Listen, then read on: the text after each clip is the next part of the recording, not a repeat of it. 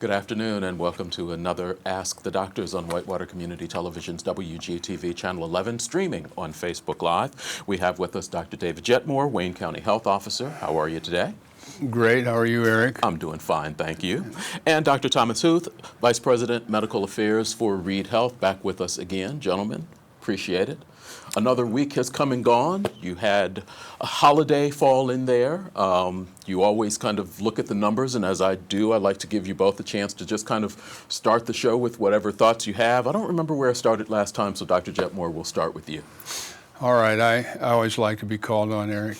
So, things are getting better for a change. We ask, it was a whole different world 6 to 8 weeks ago. We were watching the number of infections and death go up. We were scrambling to try to get testing. And we were asking people to social distance and wear masks so we could flatten this curve. Well, we've done that, and it's been due to the cooperation of the citizens here in Wayne County. We've flattened that curve, and we're starting to see a descent, Eric, on the other side. We haven't had a death in Wayne County in over 3 weeks. We've had 5 total deaths. We've had 77 cases in the county, but the number of cases continue to fall. And testing is becoming more available. It seems unbelievable now that we can tell people they can go down to the old Elder Behrman site and get a test. And if they have no insurance, no money, the test is free. Mm-hmm. So things are getting better. Okay. Dr. Huth? Yeah, absolutely. And you're absolutely right about the number of deaths, Dr. Jetmore, although we will note that the state dashboard says 6. I think is what it says, 6 or 7. And the reason the discrepancy is not really discrepancy, it's because the state is accidentally ascribed 1 death to Wayne County. That's not a Wayne County death, and that's getting corrected. So that's good news, and we've certainly seen a decline in cases in our isolation zone. And since we're on that, if you're able to show the graphic on that, Ryan, or whenever you can pull that up, so this is the new visualization that I'm providing. It's aggregating all the statistics by week, and that's an average of cases in sort of every category each week. And so far this week, which is the last bar to the right, the tall blue bar is the total patients in isolation areas, and that's actually so far this week with today, and actually it includes today with just 1 more day to go. We have an average of 39 patients in isolation areas, and that's below the previous plateau level of about 45 now for 2 weeks in a row. So we feel good about that direction. Hopefully that will continue. The lower bars, the middle one is the total positive cases, known positives in the hospital, of only 5 on average each day this week, and then an average of 2 patients on ventilators, and that happens to be exactly 1 this morning. So we feel good about the direction things are going from Reed's perspective.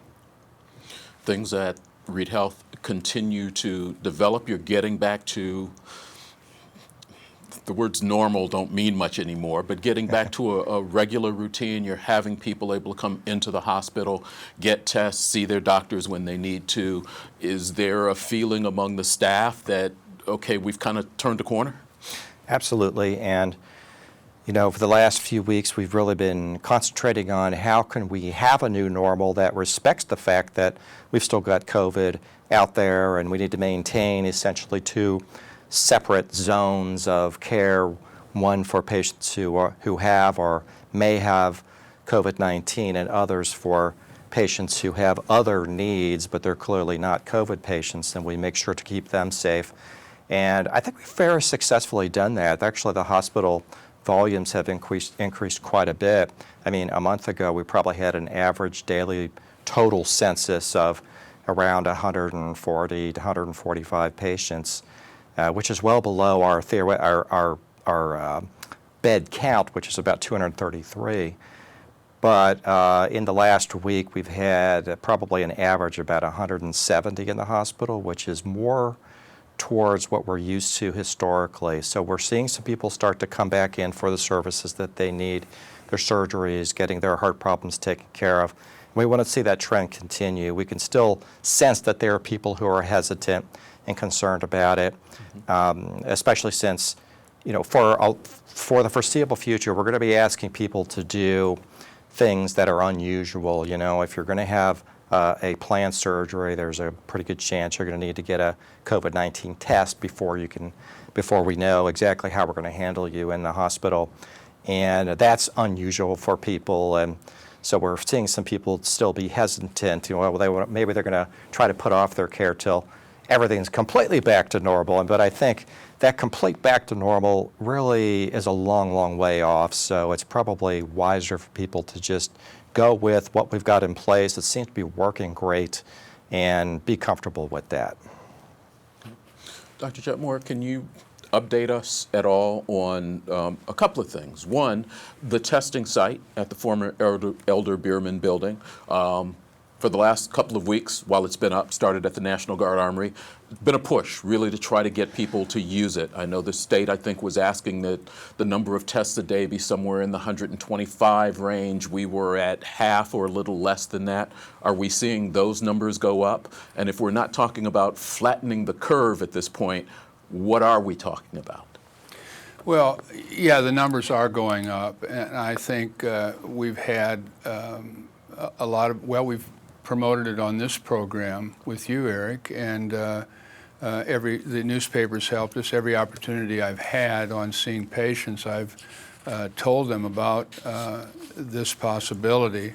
So I haven't heard any further grumblings from the state about them moving the site, but I really consider this an incredible asset to our community that we have this testing site, this Optum testing site at the old Elder Bierman store. People can go in there, they can register ahead of time online, or they can simply go there as a walk-in and be tested for free. Tom and I would have given our eye teeth to have this 2 months ago. So here it is, and hopefully people will continue to use that facility. They will take walk-ins. They do prefer registration. The information is there on the screen, lhi.care/COVID testing. It's still pretty quick, as I understand it. You can go on, and maybe even the same day you register, maybe find a time where you can go in and get the test. That's right, and they'll keep the testing will be confidential. They'll text you or email you, whichever you prefer, within 72 hours, but it's often earlier than that. The turnaround time is often earlier, so people have been very pleased with that service. You're watching Ask the Doctors on WGTV Channel 11, streaming on Facebook Live. It's also available on CTV3 in Connorsville. Thanks to them for sharing this information. It's called Ask the Doctors, and we're taking your questions. If you have one, you can send it to us on Facebook or send a tweet to @WCTV-info. We've got a couple. We've got one that I missed last week. I was watching our Facebook page. I wasn't watching our Twitter feed, and we had a question come in late on our Twitter feed. So let's start with that one, and we'll pick up as we go. I've heard of false negative COVID results. Are there also false positives? Let me take that. I think that's a really insightful question, and in fact, there can be false positives, and it's an interesting kind of deep in the weeds discussion that I will not try not to get too far down into.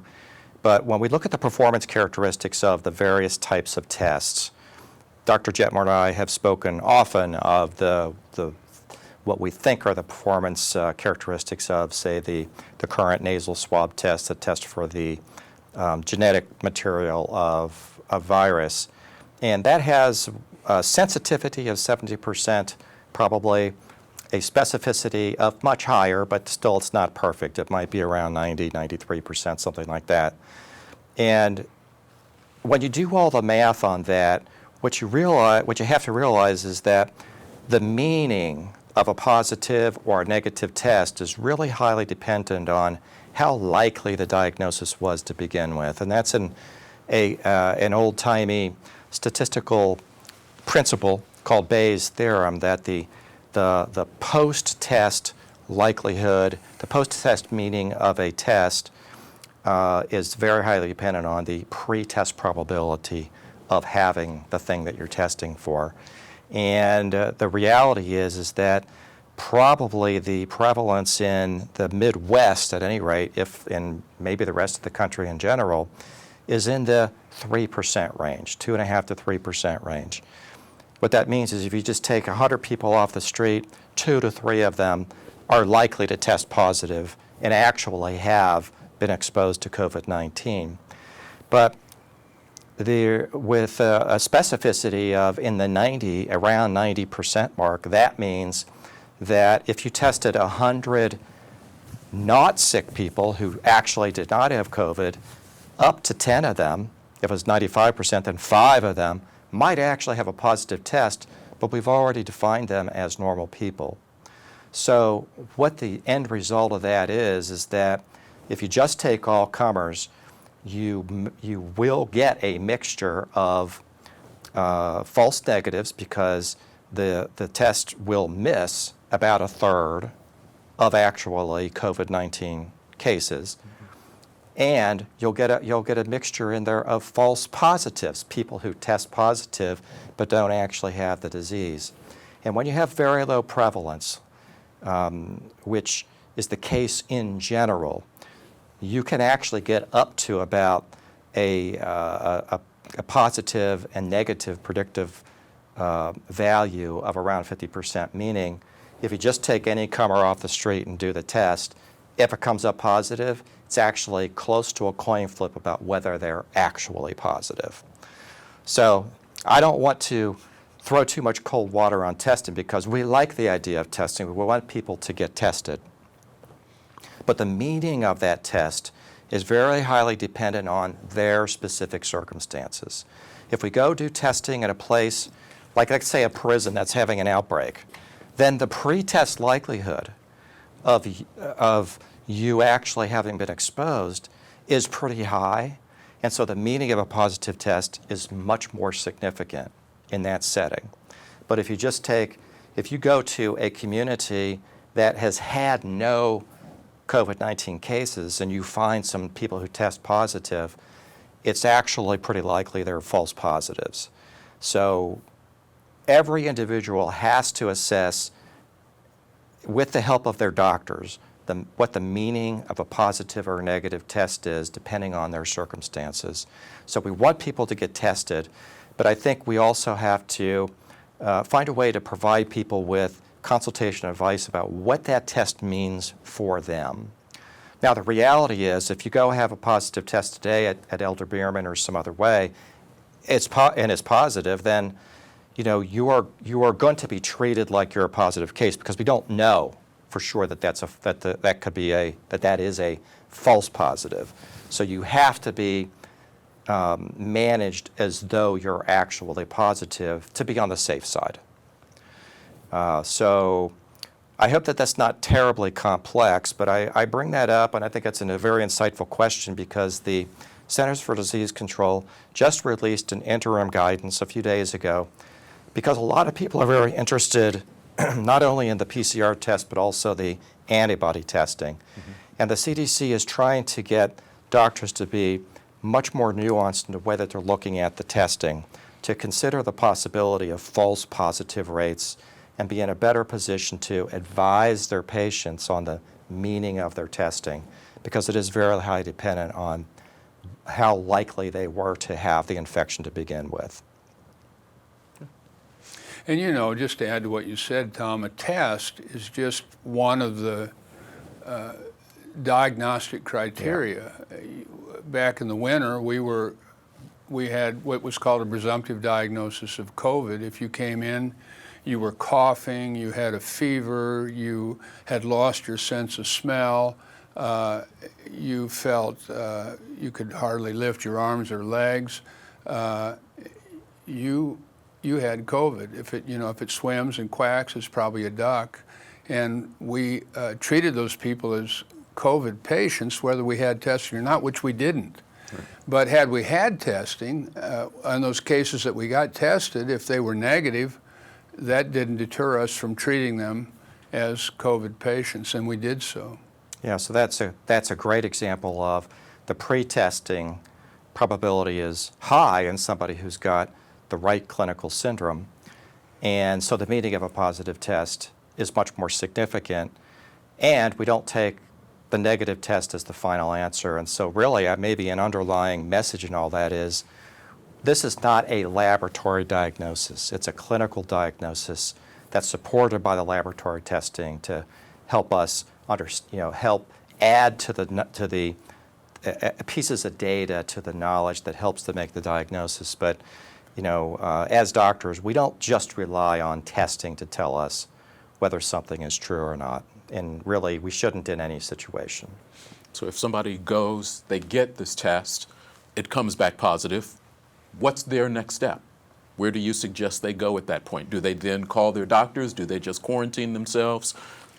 What do they do with that? Certainly, you're talking about somebody that's tested down at the Optum site? Somebody goes down to the site? I think they should notify their doctor. Somebody needs to care for them.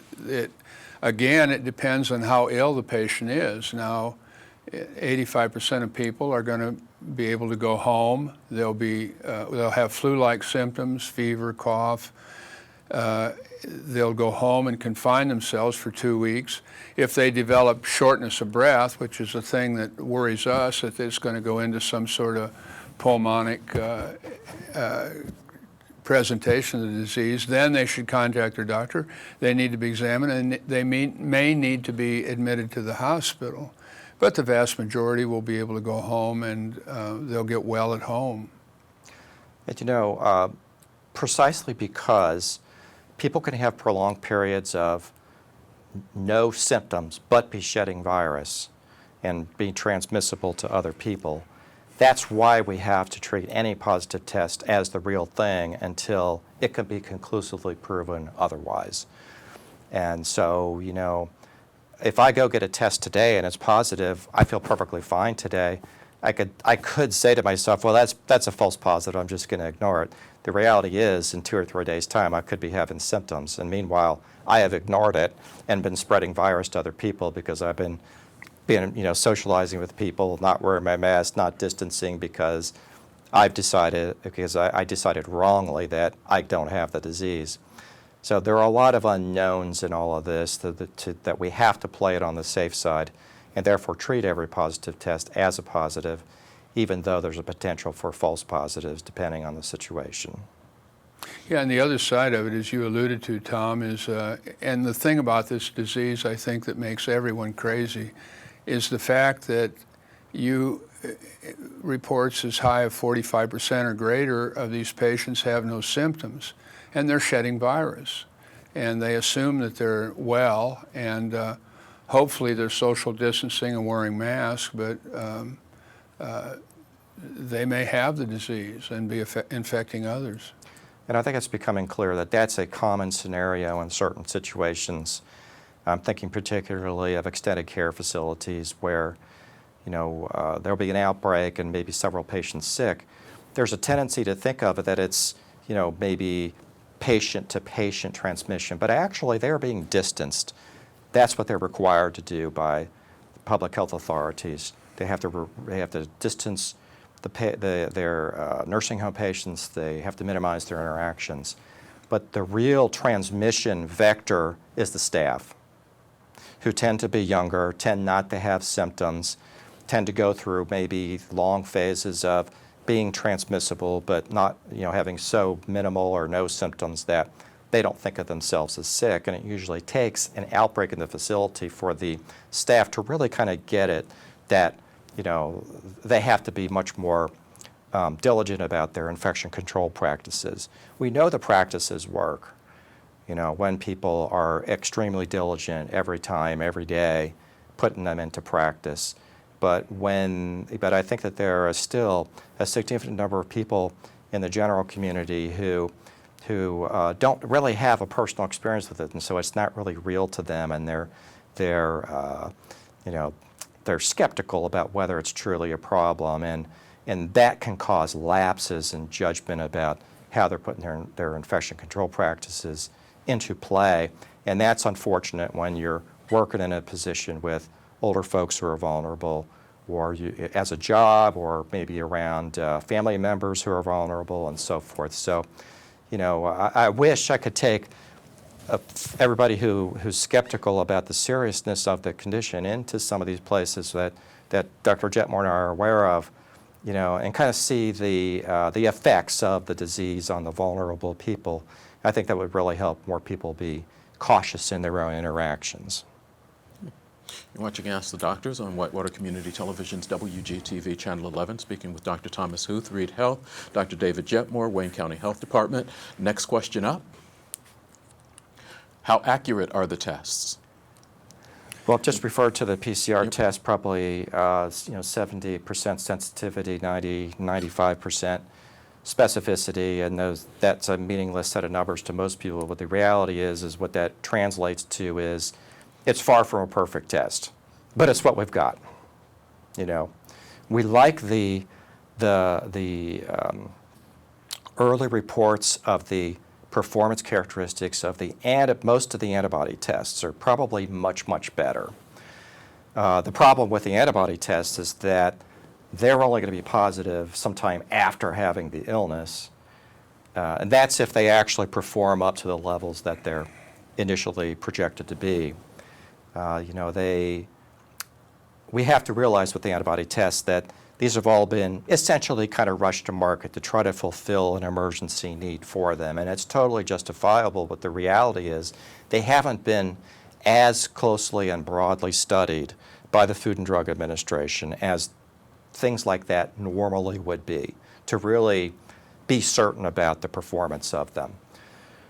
But once we get antibody testing more commonly available, I think that'll be a really good indicator of the true levels of exposure in society. We think it's pretty low prevalence at this point, but I'd like to see those numbers of prevalence be higher. I'm hopeful that those early studies have underestimated them, but who knows?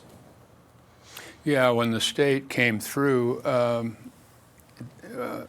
do basically a sampling of the population to see how widespread the virus was, it was around 3%, which is a long way from what epidemiologists call herd immunity, 60%.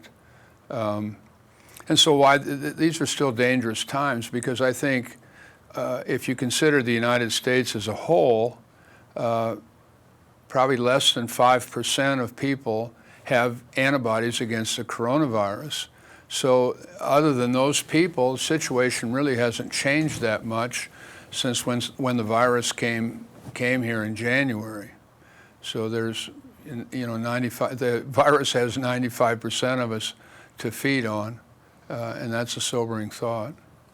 Do they still have, are you seeing the levels of the accuracy of the nasal swab tests and other tests getting better over time? As they do more testing, as they learn more things, is the accuracy getting better? Has it gotten better from whenever it started 2 months ago to now?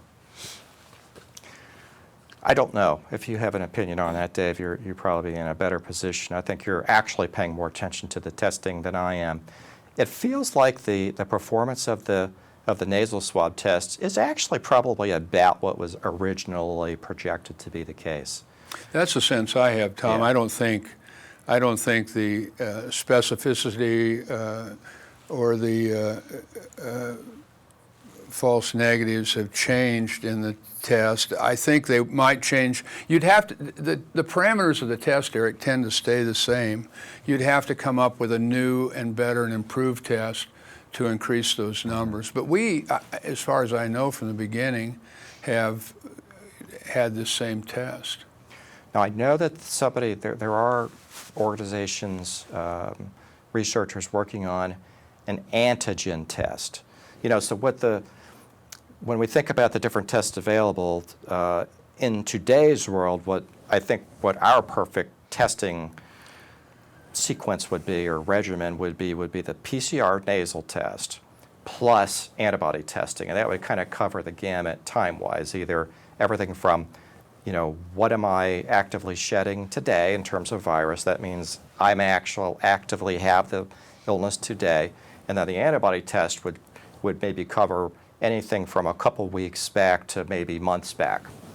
That would give the whole profile of am I now sick or have I been sick in the reasonable past. But there is a new version of the test that could take the place of the PCR test, and that's an antigen-based test. That test for the antigens. It's not the genetic material, but it's the test for antigens of the virus in the system. That will be more for active disease. So maybe in the future what that will change to is we're doing antigen test for evidence of active disease and antibody test for evidence of past disease, and that'll be the profile that we'll be using at some point in the near future. But I don't think any of the antigen tests that are in development are ready for emergency use as yet. Getting some technical help today from Ryan Harris, doing our directing. Michelle Thompson also helping out, getting your questions in. Let's go to the next question.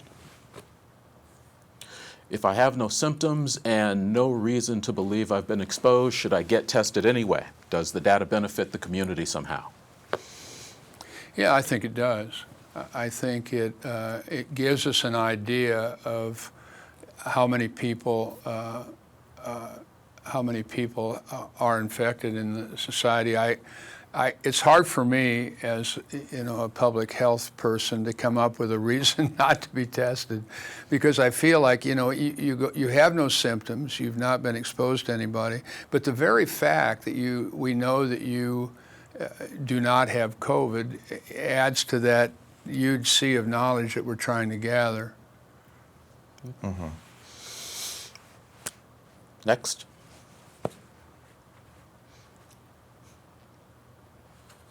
What is the current situation with PPE here locally at Reed Health and the County Health Department? Are supplies still low, or are they back up now?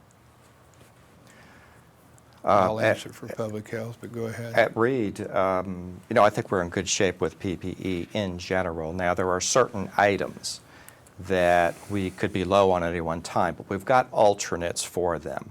So we feel good about where we're at, and over time we've been able to replenish certain items. So there really is no critical shortage at this point. We haven't been in a critical shortage of anything of high need in terms of PPE. They've got lots of N95 masks. Probably the bigger issue is some people might consider minor details, that for the N95 mask that we ask people to wear when they're working directly with COVID patients, and particularly for certain types of activities, those have to actually be fitted. We have to test them for the proper fit, because if they gap and allow air in around the sides, then they're not protecting as much as they should. And some people have trouble fitting with the stock versions of N95s that we have, and we have alternate capabilities for those folks. Often that means using PAPRs, which is one version of a powered system that essentially provides a helmet-like cocoon around the head that provides filtered air on a powered basis. But we have a limited number of those. And so just from a little bit of a logistical standpoint, some people, there's a small percentage of people we can't find the right fit in an N95, and we've only got a limited number of PAPRs, the powered air purifiers. And so those folks may be limited on the areas that they can work in. But that hasn't caused any problems with managing COVID patients, because we've got other people to do that. It's just what kind of work can we get for those people with their skill sets if they can't go into a COVID area. And that's a background detail that we've been able to manage perfectly well.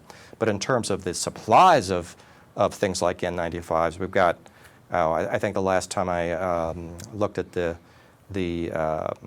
dashboard on that, which was a couple days ago, we had like 6 months worth of N95s in all. So that's plenty enough. And especially considering that we are able to get some replenishments over time. And we haven't even had to do any re-sterilization and reuse with the supplies that we have. And I mention that because a lot of organizations do have severe shortages and have had to resort to re-sterilizing N95s for reuse. And that can be done safely. We prefer not to do that except as a last resort, and we haven't come close to needing to do that. So we're good. Okay. Health Department? Tom, I was thinking back to an incident. This has been probably 6 weeks ago. There was no PPE equipment for any of these nursing homes, or Right. many of them. And we're getting calls at the health department, please help us, we need PPE. So we finally got a call from Area 9, our allotment from the Area 9 allotment of PPE. And I remember Christine, our health director, saying, our executive director saying, will we need a forklift? And the driver said, no, I don't think you will. And it was a box of gloves, which I was handily able to lift, and 2 boxes of face masks. Well, I think we still don't, if you consider the United States as a whole, don't have enough PPE. But the PPE can at least be purchased now. It was a dogfight to try to get this equipment. And I think the county has had over $1 million grant from the federal government to help with the epidemic. And Ken Paust, one of the county commissioners, said the other day that he was going to purchase PPE equipment and also use that money to help businesses that are trying to get back into business. We want these businesses to have this to come back. I want to eat at all my favorite restaurants, and so the county will let this flow through to local businesses so that they can protect their staff as we come out and get these businesses started up again. What are you suggesting? What is the health department suggesting, the CDC suggesting? Just in some of the basic places, as people are walking in, there are businesses that are saying, you can't come in without a mask. I walked into a business this morning, used to walking near the receptionist desk, but now there's the plastic shield around. Is that something that is being suggested, that if you're reacting with the public, that maybe for safety there be plastic shields around? What kind of things should people begin to get used to that wasn't there 6-8 weeks ago? Well, I think a lot of things. I think, the governor's mandated that if you're dealing with the public, you should be wearing a face mask. He specifically said it for things like hairdressers. You will wear, you are required to wear a face mask.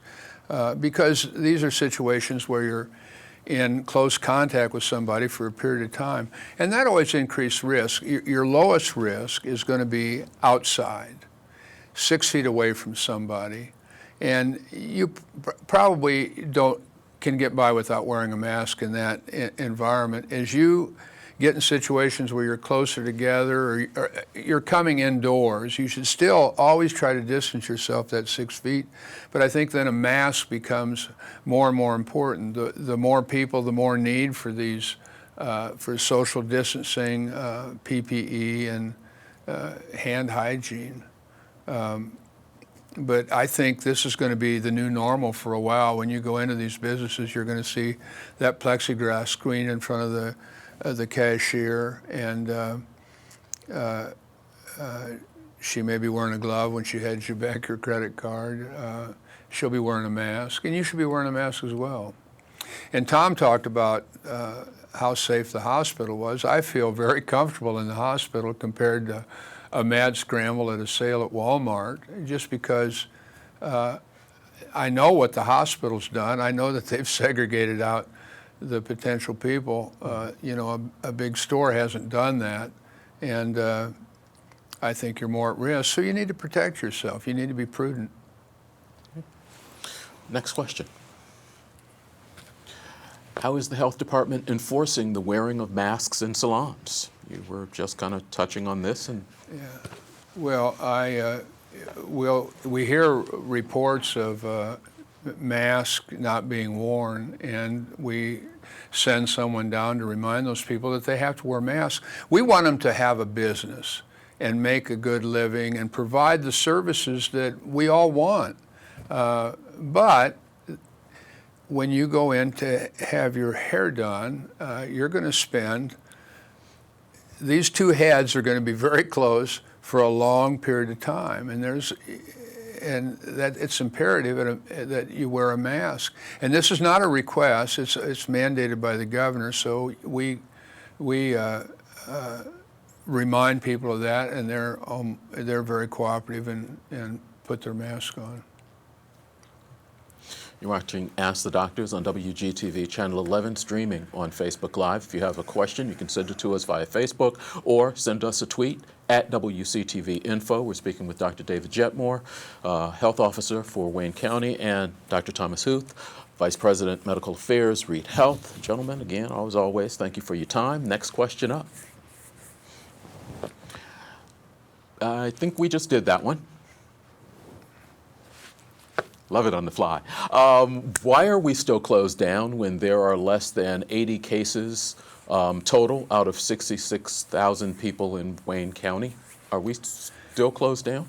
Well, no, we're not completely open yet. But this is a very good question, because the reason there are only 77 cases and 5 deaths is because we did do that. I mean, the dilemma of public health is if you are really good at it, nobody knows that you did anything. In other words, none of us goes out and eats a meal at a restaurant and comes home and says to his wife, well, you know, Alice, I didn't get food poisoning. I'm going to go down and I'm going to call the Board of Health and thank those food inspectors for doing that. And your wife says, well, you know, Bob, I had a glass of water and did not get typhoid or cholera. I think we should mention that as well.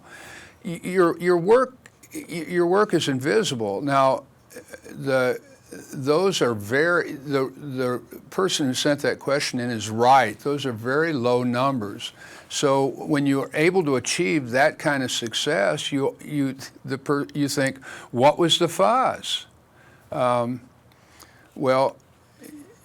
you can look at New York City that didn't have the success that we had. In order to achieve that, you have to shut things down. You have to shut things down before they get out of control. It's kind of counterintuitive. It's easy to get people to grab a bucket of water and throw it on a fire when it's flared up, but it's harder to get them excited when somebody's just sitting there flicking a lighter. But those are the reasons. But we're opening up now, and I know people are sick of these restrictions. I'm sick of it. You know, I would love to snap my finger and go back 4 months, but we have to play the cards we were dealt. Mm-hmm. And we have to deal with this virus who doesn't care anything about what we want or believe, and soldier on. So there you have it. From the hospital standpoint, you all are happier with the fact that there's only 80 cases out of 66,000, because you all are not only dealing with populations from Wayne County, but many of the surrounding counties, and actually some of the surrounding counties, particularly south of us, were having many more cases than Wayne County in the early part of this, and that's really where I think Reed Health may have been feeling some of the pressure from.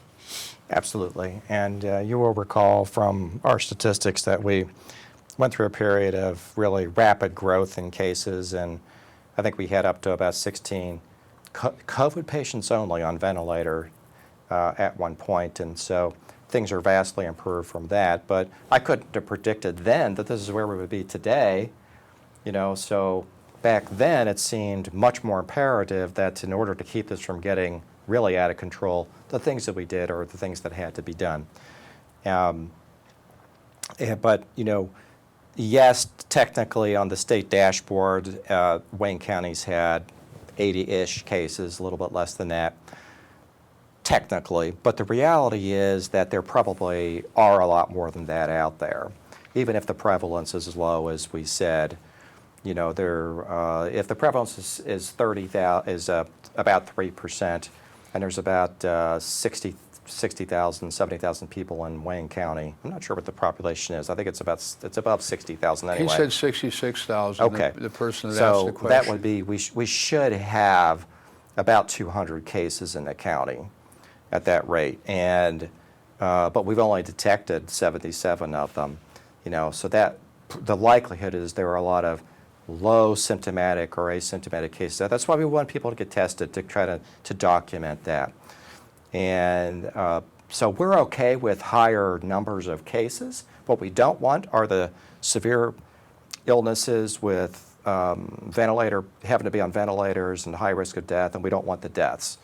So I don't want there to be more cases. I just would like to document the ones that are out there more. And that would mean the numbers on the dashboard would go up.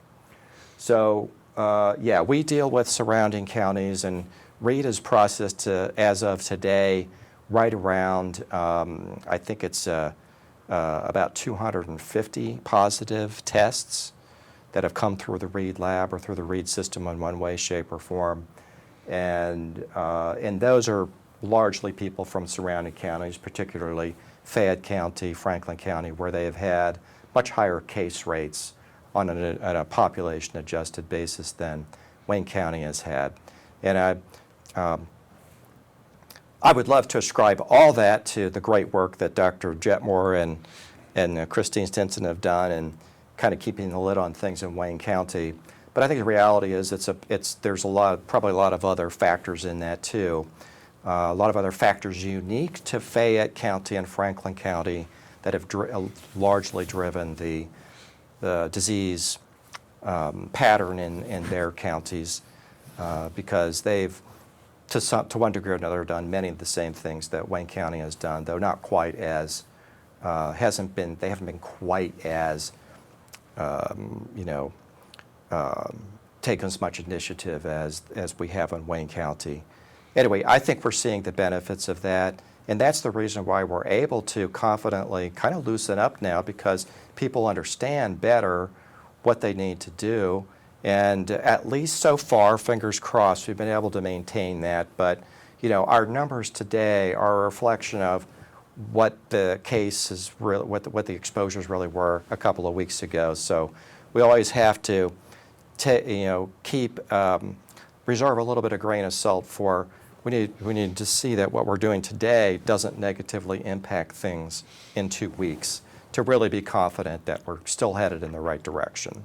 We need to record this conversation and run it 2 weeks Exactly. from now to figure out really what's going on, because we will have been 2 weeks from the Memorial Day weekend. Correct. Where people had additional time off, began to gather a little bit. The state relaxed some of their guidelines the Friday before. But at this point, we are about 4 weeks from really being completely down. 4th of July becomes that wide open. Talk a little bit about what you're hoping you can see and what you're hoping the community can continue to do between now and then, because you're saying, and you've said it multiple times, we're about 2 weeks behind where we see. We're coming through, we're getting into the summer, people are definitely getting out more. I've seen some very full shopping areas. People are going back into the healthcare system a little bit more. Talk about what you're hoping people take away from this, what you're hoping that they will see and do over the next couple of weeks so that things continue to get better. Well, I think Tom and I both hope that this continues, that we continue to see diminution of deaths and of infections. But in point of fact, no one knows what will happen. We're sort of unscrewing this knob that we tightened down on the citizenry, and we'll find out. My hope is that we have a great summer, that there's very little infection, no deaths, and that we're able to proceed forward. I'm worried, though, because 95% of us have no antibodies against this virus, and there's no vaccine in sight. the virus is on the increase in 14 of the 50 states. But I have a lot of confidence in the people of the county. I think that wherever I go, I mean, people are conscious of social distancing. And I wish more people wore masks, but I think we can cautiously make our way forward. I think in the United States as a whole, I think we're going to see little mini outbreaks, and it'll be in obscure places that were spared the epidemic the first time. They'll be in people that have had very low exposure because, or no exposure, and they're much more likely to have a grass fire of contagion like we did with the initial cases. But yeah, but my hopes are that we have a happy, warm, good, fun summer. Yeah, I'm hopeful, and I can't base this on any particular science, but I'm hopeful that the warm weather, people getting outside, a little bit more exposure to the sun, that all that may have, being more physically active and kind of improving their physical fitness, that all those things will have beneficial effects. But at the same time, we could completely undo that by getting into close-packed, large gatherings where things are likely to spread. The world statistics are still on a slight upswing, but even though the U.S. is on a slight downswing overall, and the increases are in Mexico and South America, Mexico, Central South America, some places in Africa and the Middle East. But I think a common thread is that a lot of those places, Southern Africa, South America, why should they be increasing now? Well, they're going into their winter months, right? So they're heading for the peak of their winter months. And that says to me that I won't be surprised if ultimately it's decided that there may be a seasonality factor to this virus, a little bit like influenza is, and that that's a good thing for us going into summer. But on the other hand, it may be something that we'll have to take account of as we start heading for the winter, and what could happen with a mix of coronavirus and influenza, particularly if we have an influenza strain that is, it causes more severe illness than they have tended to do in the last few years. So a lot of unknowns, things that are be up to chance, but we'll still have a lot of work to do to prepare. I do not expect this to be over soon, even if things get a lot better at the summer. I would love it if things just went away and we didn't get it back. That would be awesome. And that maybe that could happen. That's kind of what happened with SARS and MERS. They just kind of went away. Hopefully that'll be the case this time, but I'm not certain of that. We'll have a lot of preparation to do in the fall. What makes you hesitant? I'm just curious. What makes you hesitant that this won't be SARS, MERS, and really just kind of what are you seeing in the virus that makes you think, yeah, it's going to stick around, it's going to reemerge, it's going to continue to be a problem? Well, there just isn't anything obvious that says it should just go away. When we've got so many people in the community who are still vulnerable to the virus, we have, and I mentioned I think maybe we're starting to see a pattern of countries that are going into their colder months or maybe experiencing upswings. So yeah, but it could happen. It'll just go away. I don't know for sure what's going to happen, but I think now I'm starting to have a feeling that the epidemiologists who have been saying we need to be concerned about COVID in the fall and winter, they may have some point because of what we're seeing in the southern hemispheres now. Okay. We are about 10 minutes, I think, till the end of the program. Let's see if we can polish off a couple more questions before we go. Do you see this as being the new flu or an additional flu-like season? Well, it's going to, it's probably going to, if it recurs, as many epidemiologists say, in the fall, late October, early November, it will coincide with our traditional flu season. And I don't, like Tom said earlier, I don't think anyone knows. You know, the flu that we get every winter is the flu that caused the 1918 flu epidemic. So that's been around for 100 years, and it doesn't appear to be going away. So COVID may be the same thing. It may visit us annually. We'll develop a certain amount of immunity. There'll be COVID shots offered in the fall, just like their regular flu shots. I think everybody should have a flu shot in the fall for that reason, because I think these two seasons are going to coincide, and it's going to give you at least some protection. You're not going to be having these two diseases at the same time. And you all have mentioned that you can have COVID-19 and the flu Together. simultaneously.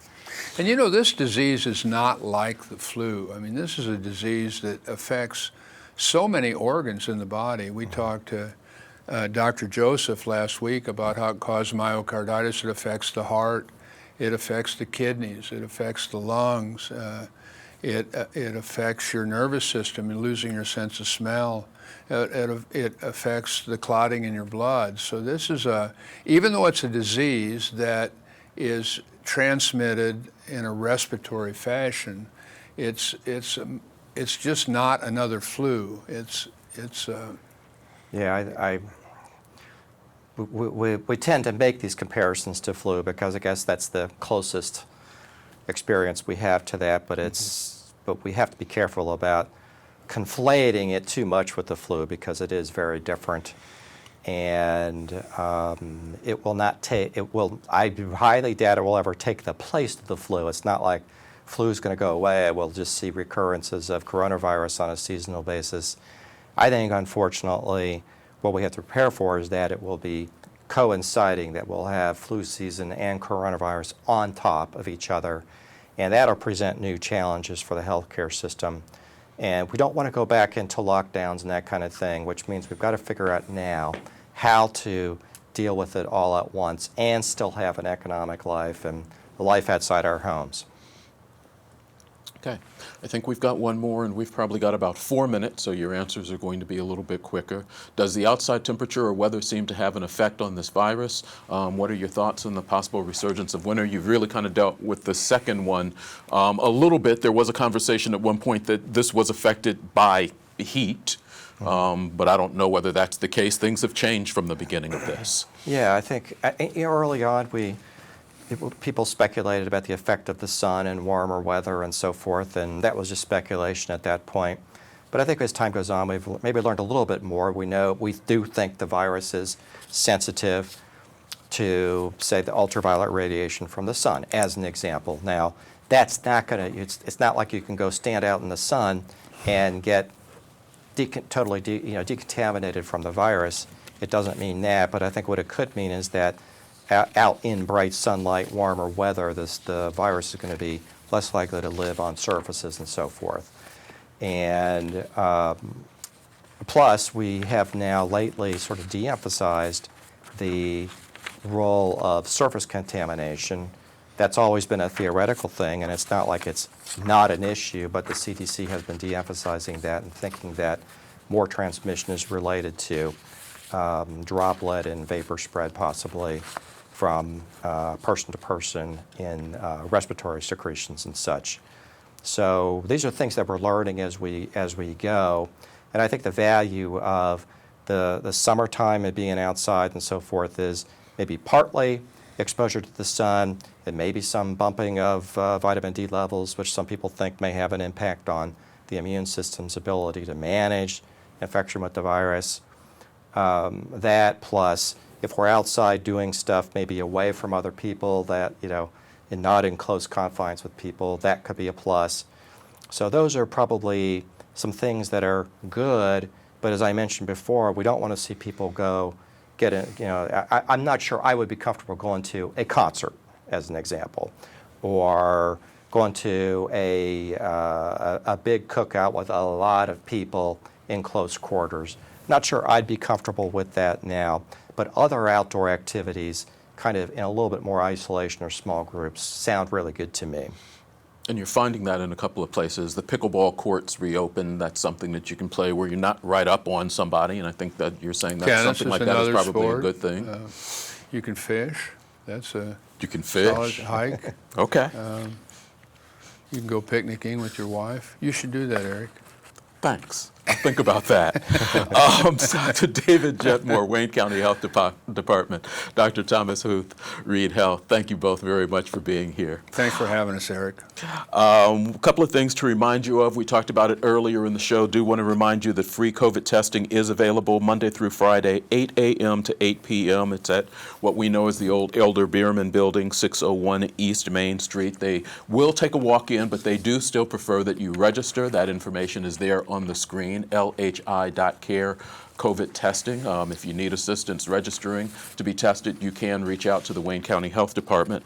We haven't talked about this for a couple of weeks, but you can tell me whether this is still going on. COVID-19, the plasma donor program at Reed Health. Is that still something you all are Yes, looking it for is. people to And we're register looking for? For people to participate in that.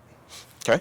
You can readhealth.org, donate plasma, or you can call 765-973-8082. That is something that you can do. And also, from a mental health standpoint, BeWellIndiana.com is here to help. I know being inside, being cooped up, being around the kids a lot longer than you're used to might be causing some issues. So the State Division of Mental Health and Addiction has BeWellIndiana.com, a place where you can go and maybe get yourself some help there.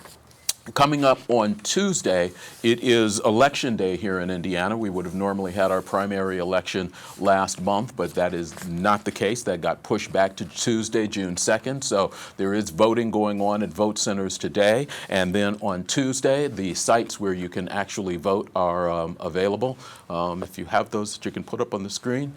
So we don't have those, but we will make sure that those are on our social media sites. There are 8 of those locations around the county, including Cambridge City, Hagerstown, multiple here in Richmond. And then on Tuesday night, in the seats currently occupied by Dr. Huth and Dr. Jetmore, I'll have guests for our In Focus Election Night special. Mayor Dave Snow and Wayne County Commissioner Ken Poust will be here. Normally there is a watch party here at IU East for election night. That cannot and will not happen. There will be no visitors allowed here, but we do have 2 in-person guests that will be here with us. We'll be taking your questions during that time frame starting at 6 p.m. So join us for the In Focus Election Night special beginning at 6 p.m. on WGTV Channel 11, also on Facebook Live, and we will go until we get results from the Wayne County Clerk's office. My guest on this weekend's In Focus is Mayor Dave Snow, so you can see that show also tonight and this weekend in replay. It's also available on our Facebook page throughout the week. Thank you very much for watching. We'll be back again next Friday for another Ask the Doctors. As always, I wish you well.